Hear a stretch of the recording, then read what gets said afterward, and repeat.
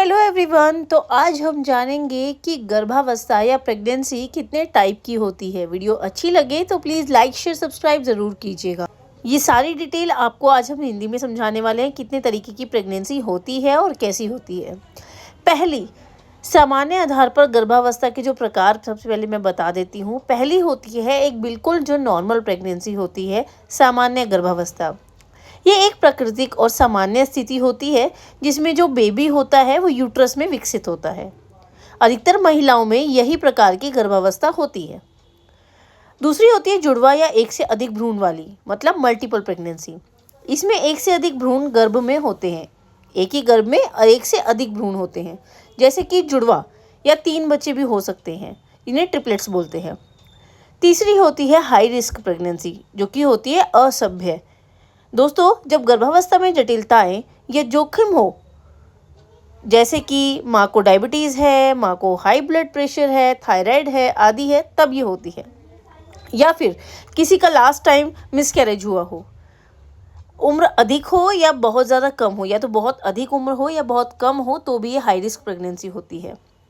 या फिर भ्रूण की स्थिति के आधार पर भी होता है। चौथी होती है एक्टोपिक प्रेगनेंसी। ये जो एक्टोपिक प्रेगनेंसी होती है जब भ्रूण गर्भाशय के बाहर विकसित होने लगता है, मतलब भ्रूण गर्भाशय में नहीं होता, जैसे कि फैलोपियन ट्यूब में। ये अधिकतर गंभीर और खतरनाक स्थिति होती है। पांचवी होती है मोलर प्रेगनेंसी। तो मोलर प्रेगनेंसी में दोस्तों ये एक असामान्य गर्भावस्था होती है, जो कि बिल्कुल भ्रूण का विकास इसमें होता ही नहीं है, बल्कि गर्भ में सिर्फ उत्तक टिश्यूज बनते रहते हैं, लेकिन प्रेगनेंसी नहीं होती। इसे ग्रेस्टी प्रेगनेंसी भी कहा जाता है। इसके अलावा तकनीकी माध्यम से भी गर्भावस्था होती है। तकनीकी माध्यम एक होती है आईवीएफ प्रेगनेंसी। आईवीएफ प्रेगनेंसी की बात करें तो इसमें, जिसमें टेस्ट ट्यूब बेबी भी कहते हैं, वो वाली प्रेगनेंसी ये होती है। जब महिला प्राकृतिक रूप से गर्भधारण नहीं कर पाती तो अंडाणु और शुक्राणु को लैब में मिलाकर गर्भाशय में स्थापित किया जाता है, उसे बोलते हैं आईवीएफ। 7th होती है सरोगेसी वाली प्रेगनेंसी। जब किसी दूसरी महिला के गर्भ में भ्रूण विकसित किया जाता है, जिसे बाद में जैविक माता पिता को सौंप दिया जाता है। विशेष परिस्थितियों वाली गर्भावस्था कौन सी होती है? दोस्तों, टीनेज प्रेगनेंसी की बात करें, किशोरावस्था में गर्भधारण। जब लड़की 20 वर्ष से कम उम्र में गर्भवती होती है, तब ये होता है।